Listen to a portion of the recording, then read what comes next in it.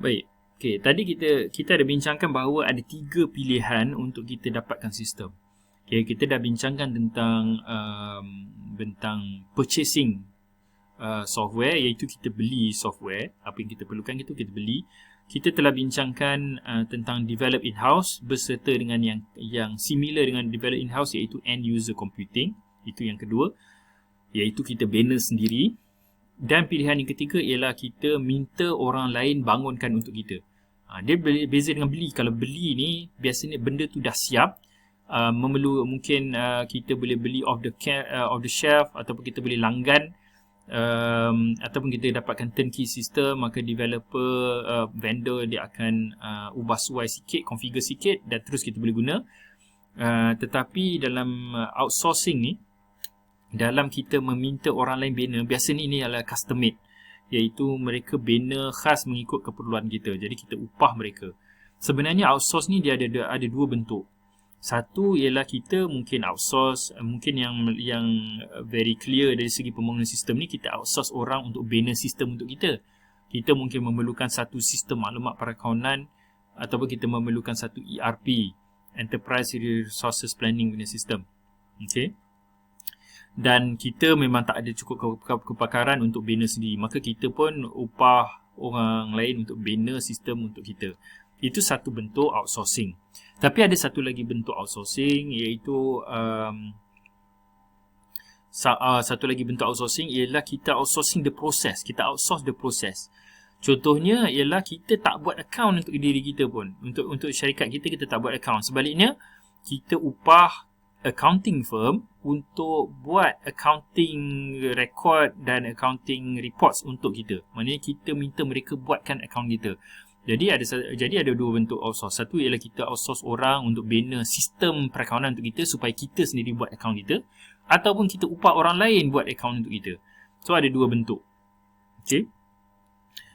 So itu ialah jadi ini dipanggil outsourcing. Jadi outsourcing ni dia ada kelebihan-kelebihan utama lah, iaitu antaranya strategic and economic business solution that allows companies to concentrate on core competencies. Okey, jadi dalam kes yang kedua tadi saya beritahu, iaitu syarikat dia mengupah syarikat lain untuk buat account untuk dia, kan? Supaya apa? Supaya syarikat ini dia boleh fokus kepada dia punya core competency. Jadi kita bayangkan kalau satu syarikat ini dia adalah syarikat engineering katakan. Jadi dia engineering, architecture kan, ataupun pembinaan. Jadi dia tapi dia adalah satu company yang kecil.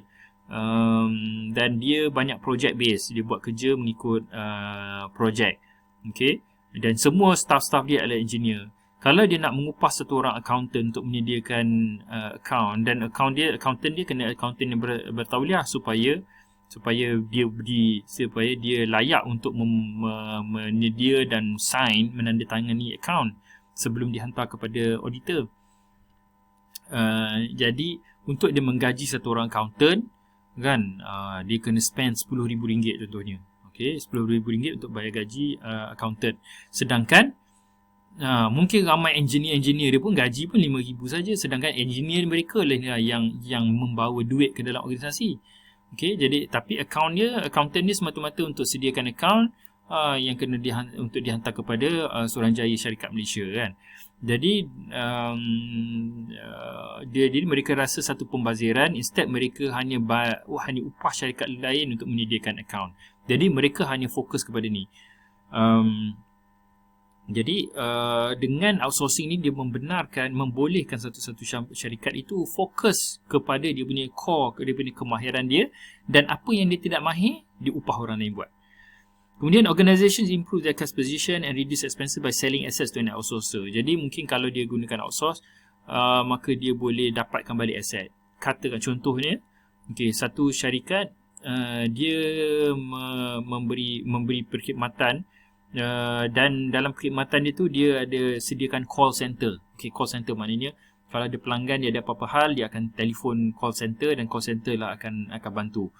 Okey. Tapi call center ni of course kita kena ada ramai staff, kan. Kena ada operator dalam organisasi itu, operator, telefon operator. Kemudian perlu sediakan komputer untuk mereka, perlu sediakan meja, perlu sediakan telefon. Jadi kosnya banyak, kos gaji dan juga kos peralatan. Dan setiap satu orang staff kita kena sediakan peralatan mungkin bernilai RM5,000.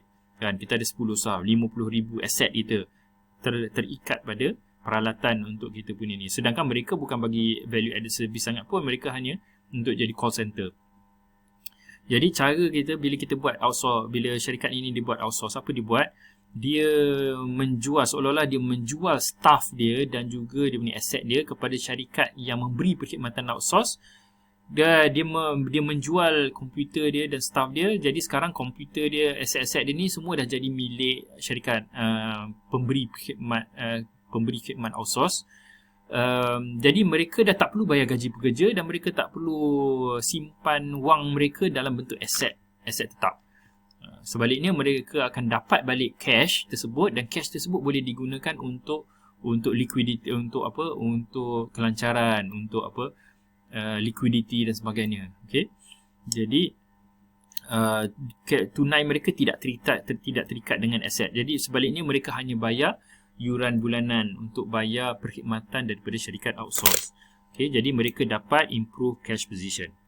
Seterusnya, access to greater expertise and better technology. Bila kita outsource kepada syarikat yang mempunyai kepakaran, maka kita akan dapatkan kepakaran mereka. Kalau kita outsource, kalau satu syarikat tu dia outsource dia punya accounting function kepada accounting firm, kita tahu memang accounting firm memang mereka faham, mereka akan pakar. Takkan accounting firm sendiri yang akan silap buat account.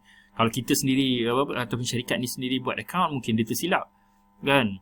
Kerana dia tidak ada accountant bertauliah. Tapi kalau dia bagi kepada syarikat ataupun firma perakaunan, mereka akan buat dengan lebih ni dan mereka akan gunakan teknologi yang terkini.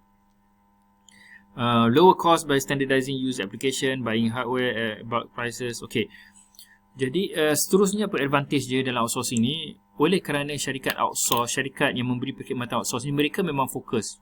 Contohnya mereka menyediakan perkhidmatan tertentu dan mereka fokus kepada perkhidmatan tu, maka mereka akan ada banyak staff, mereka akan ada banyak hardware dan semua mereka gunakan benda-benda tu untuk kerja core mereka. Jadi mereka dapat reduce sebab ada economies of scale. Okay, kerana mereka mendapatkan hardware yang banyak tetapi pada harga yang kurang. Jadi untuk itu, kerana ada cost saving di situ di pihak syarikat yang memberi perkhidmatan outsource, maka bila mereka charge kepada klien mereka, mereka dapat charge amount yang lebih rendah. Dan less development time. Okay, banyak masa dapat dikurangkan dalam membina kerana telah diberikan kepada pihak lain. Jadi syarikat kita boleh fokus kepada apa yang kita buat. Elimination of peaks and valleys, iaitu keadaan bermusim. Okay. Contohnya kalau di New Zealand tu ada kilang pemprosesan daging, kilang sembelihan daging. Jadi daging-daging seperti kambing tu, kambing dia ada musim-musim dia dalam setahun untuk yang sesuai untuk disembelih. Sebaliknya di musim-musim lain tidak ada. Maknanya mungkin musim yang kambing tu belum cukup besar, jadi dia ada cycle dia. Kambing mengawan, kemudian kambing dilahirkan, kemudian membesar, kemudian baru sampai kepada umur dia yang sesuai untuk disembelih. Jadi yang itu ada dia punya musim-musim dia. Dalam musim-musim yang tidak sibuk itu, takkan kita nak terus menggaji pekerja kita, kan? Menggaji pekerja accountant masih kena datang kerja pada musim tak ada aktiviti di kilang.